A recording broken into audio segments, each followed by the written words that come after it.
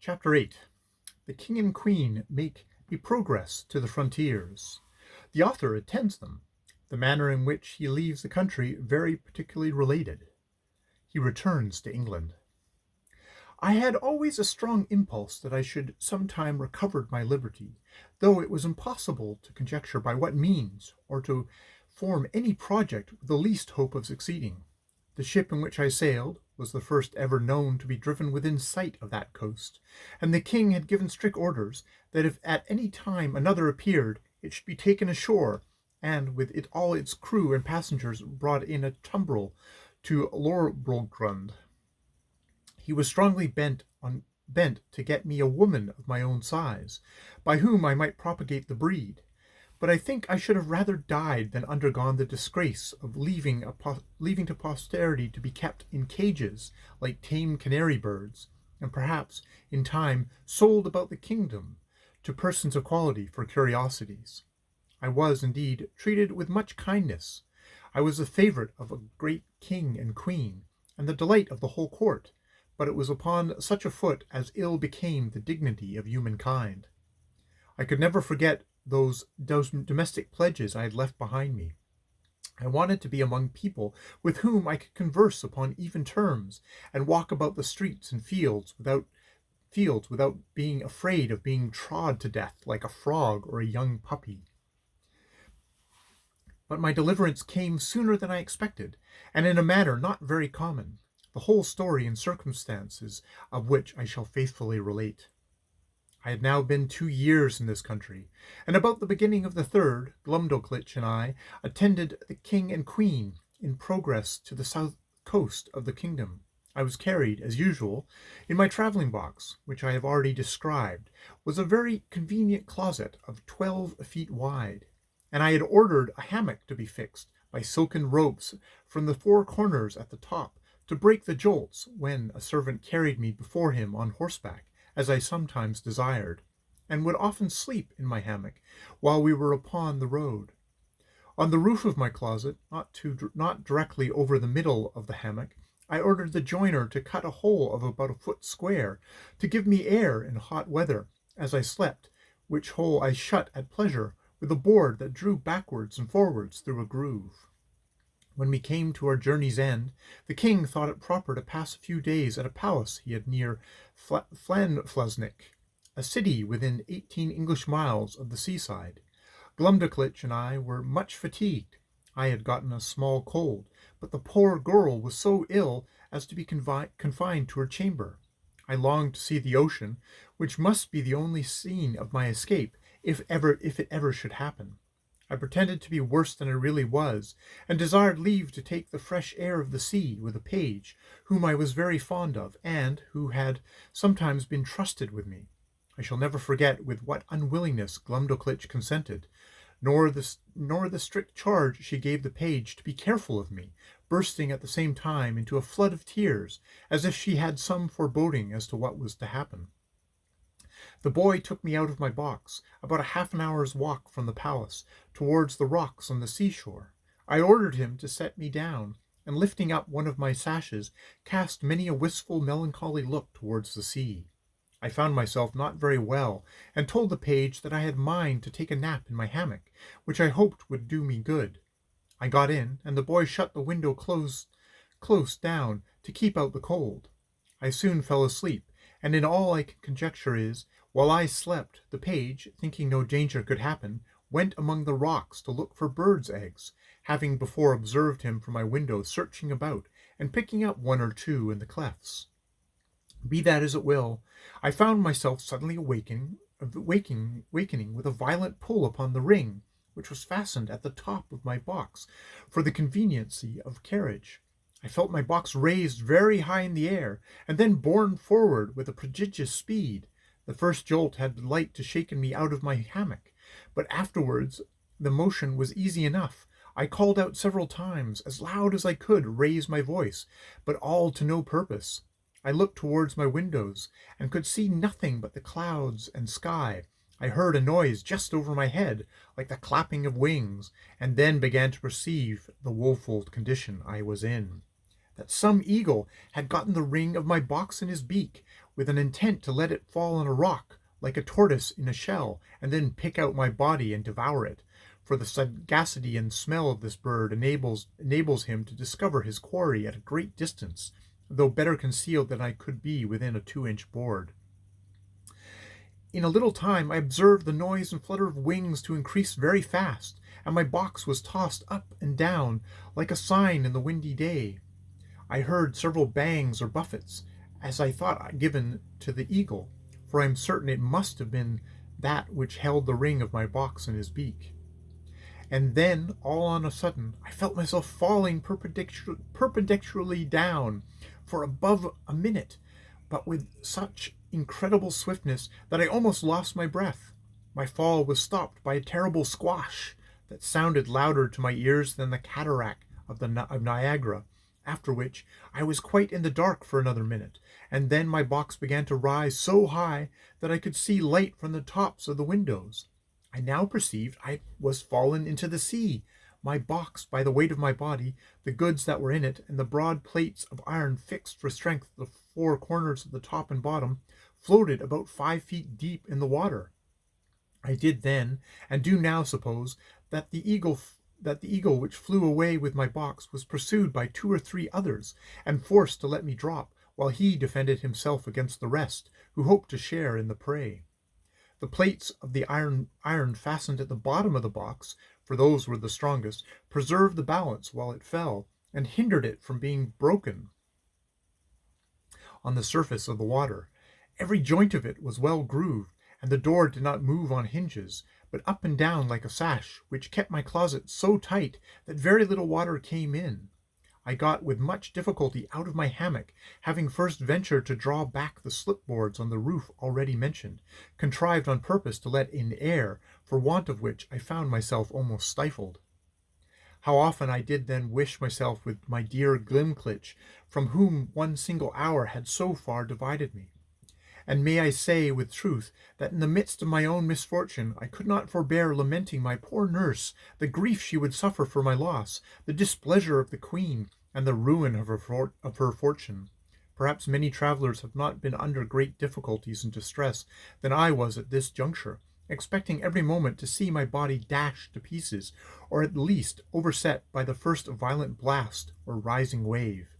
A breach in 1 single pane of glass would have been immediate death, nor could anything have preserved the windows but the strong lattice wires placed on the outside against accidents in travelling. I saw the water ooze in at several crannies, although the leaks were not considerable, and I endeavored to stop them as well as I could. I was not able to lift up the roof of my closet, which otherwise I certainly should have done, and sat on top of it, where I might at least preserve myself some hours longer than by being shut up, as I may call it, in the hold. Or, if I escaped these dangers for a day or 2, what could I expect but a miserable death of cold and hunger? I was 4 hours under these circumstances, expecting and indeed wishing every moment to be my last. I have already told the reader that there were 2 strong staples fixed upon that side of my box, which had no windows, and into which the servant who used to carry me on horseback would put leathern belt, buckle it about his waist. Being in this disconsolate state, I heard, or at least I thought I heard, some kind of grating noise on that side of my box where the staples were fixed. And soon after I began to fancy that the box was pulled or towed along the sea, for I now and then felt a sort of tugging, which made the waves rise near the tops of my window, leaving me almost in the dark. This gave me some faint hopes of relief, although I was not able to imagine how it could be brought about. I ventured to unscrew one of my chairs, which were always fastened to the floor, and having made a hard shift to screw it down again, directly under the slipping board that I had lately opened, I mounted on the chair, and putting my mouth as near as I could to the hole, I called for help in a loud voice, and in all languages I understood. I then fastened my handkerchief to a stick I usually carried, and thrusting it up the hole, waved it several times in the air, that if any boat or ship were near, the seamen might conjecture some unhappy mortal to be shut up in the box. I found no effect from all I could do, but plainly perceived my closet to be moving along, and in the space of an hour, or better, that side of the box where the staples were and had no windows struck against something that was hard. I apprehended it to be a rock, and found myself tossed more than ever. I plainly heard a noise upon the cover of my closet, like that of a cable, and the grating of it as it passed through the ring. I then found myself hoisted up, by degrees, at least 3 feet higher than I was before. Thereon I again thrust up my stick and handkerchief, calling for help, till I was almost hoarse, in return to which I heard a great shout repeated 3 times, giving me such transports of joy as not to be conceived but by those who feel them. I now heard a trampling over my head, and somebody calling through the hole with a loud voice in the English tongue, "If there be anybody below, let them speak." I answered, "I am an Englishman, drawn by ill fortune into the greatest calamity that ever any creature underwent, and begged by all that was moved to be delivered out of the dungeon I was in." The voice replied, I was safe, for my box was fastened to their ship, and the carpenters should immediately come and saw a hole in the cover large enough to pull me out. I answered that needless, and I would take too much time, for there was no more to be done, but let one of the crew put his finger into the ring and take the box out of the sea into the ship, and so into the captain's cabin. Some of them, upon hearing me talk so wildly, thought I was mad. Others laughed, for indeed it never came into my head that I was now got among people of my own stature and strength.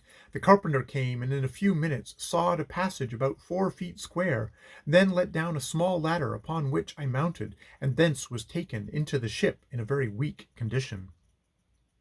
The sailors were all in amazement, and asked me 1,000 questions, which I had no inclination to answer. I was equally confounded at the sight of so many pygmies, for such I took them to be, after having so long accustomed my eyes to the monstrous objects I had left. But the captain, Mr. Thomas Wilcox, an honest, worthy Shropshire man, observing I was ready to faint, took me into his cabin, gave me a cordial to comfort me, and made me turn in upon his own bed, advising me to take a little rest, of which I had great need. Before I went to sleep, I gave him to understand that I had some valuable furniture in my box, too good to be lost, a fine hammock, a handsome field bed, 2 chairs, a table, a cabinet that was my closet, hung on all sides, or rather quilted with silk and cotton, that if he would let one of the crew bring my closet into his cabin, I would open it there before him and show him my goods. The captain, hearing me utter these absurdities, concluded I was raving. However, I suppose, to pacify me, he promised to give order as I desired, and going upon deck, sent some of his men down into my closet, whence, as I afterwards found, they drew up all my goods, and stripped off the quilting, but the chairs, cabinet, bedspread, being screwed to the floor, were much damaged by the ignorance of the seamen, who tore them up by force. Then they knocked off some of the boards for the use of the ship, and when they had got all they had mind for, let the hull drop into the sea, which, by reason of many breaches made in the bottom and sides, sunk to rights. And indeed, I was glad not to have being made a spectator of the havoc they made, because I am confident it would have sensibly touched me by bringing former passages into my mind, which I would have rather have forgot. I slept some hours, but perpetually disturbed with dreams of the place I had left, and the dangers I had escaped. However, upon waking, I found myself much recovered. It was now about 8 o'clock at night, and the captain ordered supper immediately, thinking I had already fasted too long. He entertained me with great kindness, observing me not to look wildly or talk inconsistently, and, when we were left alone, desired I would give him a relation of my travels, and by what accident I came to be set adrift in that monstrous wooden chest. He said that about 12 o'clock at noon, as he was looking through his glass, he spied at a distance, and thought it was a sail, which he had mind to make, being not as much out of his course, in hopes of buying some biscuits, his own beginning to fall short. That upon coming near and finding his error, he sent out his longboat to discover what it was, that his men came back in fright, swearing that they had seen a swimming horse. That he laughed at their folly, and went himself in the boat, ordering his men to take a strong cable along with them. that the weather being calm, he rowed round me several times, observing my windows and wire lattices that defined them. That he discovered the two staples upon one side, which was all of boards, without any passage for light. He then commanded his men to row up to that side, and fastened a cable to one of the staples, ordered them to tow my chest, as they called it, towards the ship. When it was there, he gave directions to fasten another cable to the ring fixed in the cover, and to raise up my chest with pulleys, which all the sailors were not able to do above 2 or 3 feet. He said, they saw my stick and handkerchief thrust out of the hole, and concluded that some unhappy man must be shut up in the cavity. I asked whether he or the crew had seen any prodigious birds in the air about the time he first discovered me, to which he answered that, discoursing this matter with the sailors while I was asleep, one of them said he had observed 3 eagles flying towards the north, but remarked nothing of their being larger than usual size, which I suppose must be imputed to the great height at which they were, and he could not guess the reason of my question. I then asked the captain how far he had reckoned we might be from land. He said, by the best computation he could make, we were at least 100 leagues. I assured him that he must be mistaken by almost half, for I had not left the country whence I came above 2 hours before I was dropped into the sea. Whereupon he began again to think my brain was disturbed, of which he gave me a hint, and advised me to go to bed in a cabin he had provided. I assured him I was well refreshed with his good entertainment and company, and as much in my senses as ever as I was in my life. He then grew serious, and desired to ask me freely whether I were not troubled in my mind by consciousness of some enormous crime, for which I was punished at the command of some prince by exposing me in that chest, as great criminals in other countries have been forced to sea in a leaky vessel without provisions. For although he should be sorry to have taken so ill a man into a ship, yet he would engage his word to set me safe ashore in the first port where we arrived. He added that his suspicions were very much increased by some very absurd speeches I had delivered at first to his sailors, and afterwards to himself in relation to my closet or chest, as well as to my odd looks and behavior while I was at supper. I begged his patience to hear me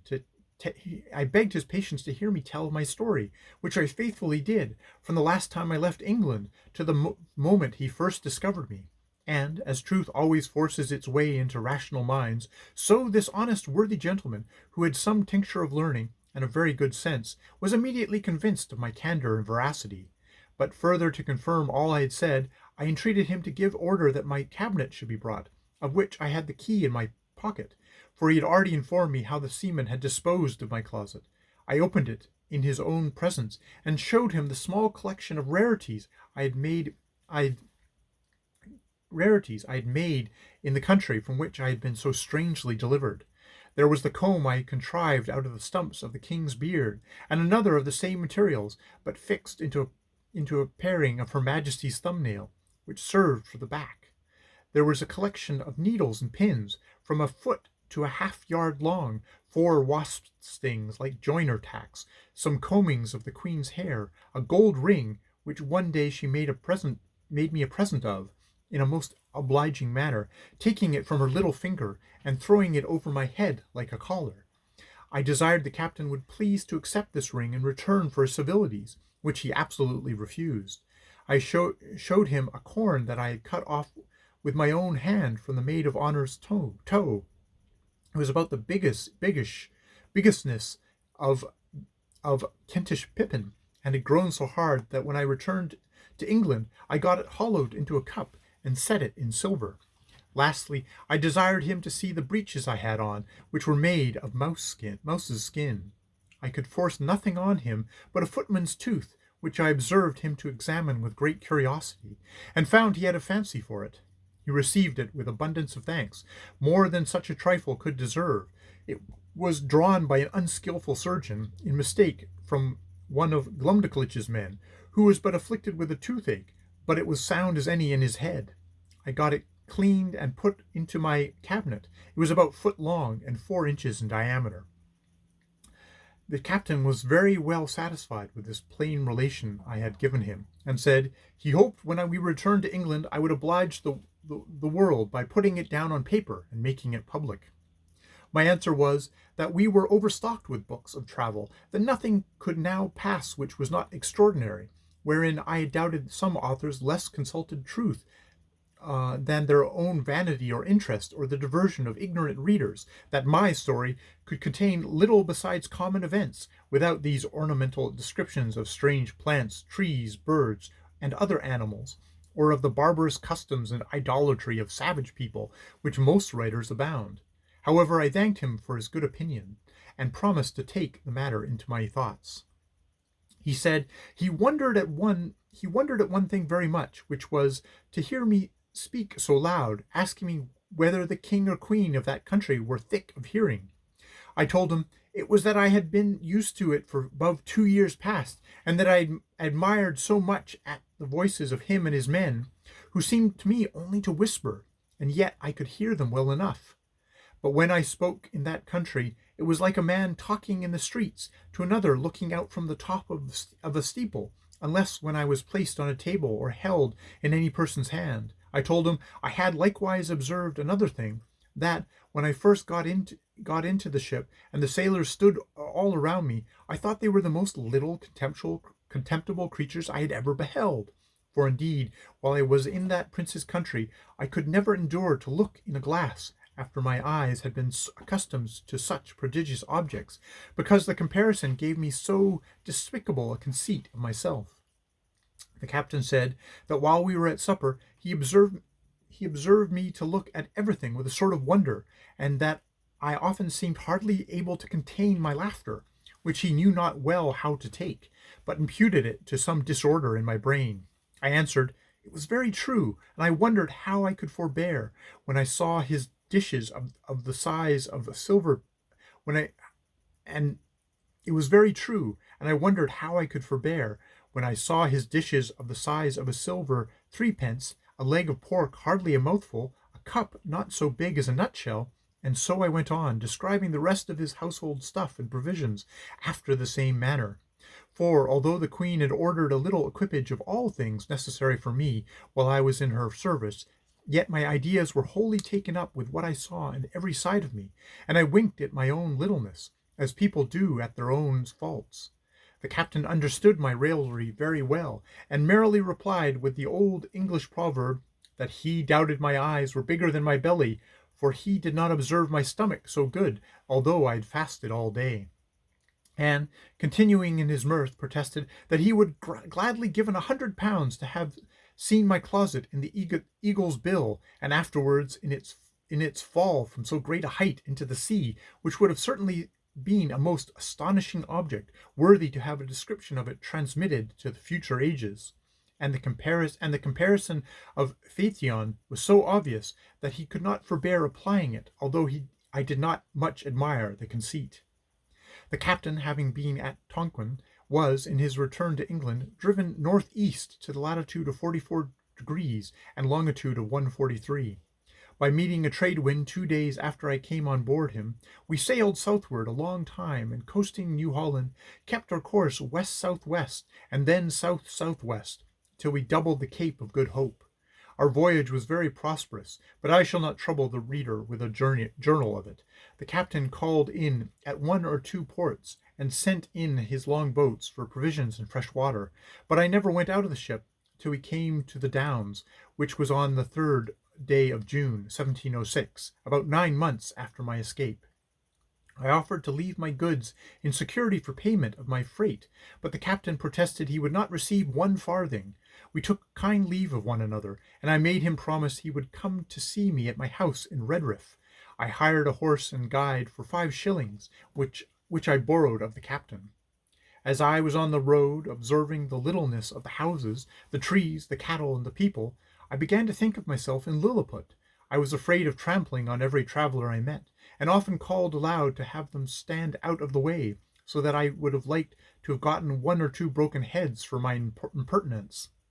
When I came to my own house, for which I was forced to inquire, one of the servants opening the door, I bent down to go in, like a goose under a gate, for fear of striking my head. My wife ran out to embrace me, but I stooped lower than her knee, thinking she would otherwise never be able to reach my mouth. My daughter kneeled to ask my blessings, but I could not see her till she arose, having been so long used to standing with my head and my eyes erect to above 60 feet, and then I went to take her up with one hand by the waist. I looked down upon the servants and one or two friends who were in the house as if they had been pygmies and I a giant. I told my wife that she had been too thrifty, for I found she had starved herself and her daughters to nothing. In short, I behaved myself so unaccountably that they were all of the captain's opinion when he first saw me, and concluded I had lost my wits. This I mentioned in an instance of the great power of habit and prejudice.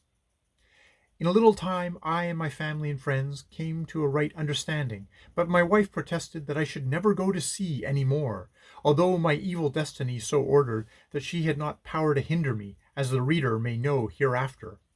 In the meantime, I here conclude the second part of my unfortunate voyages. End of chapter 8. End of Voyage to Brobdingnag. Part 3 coming up.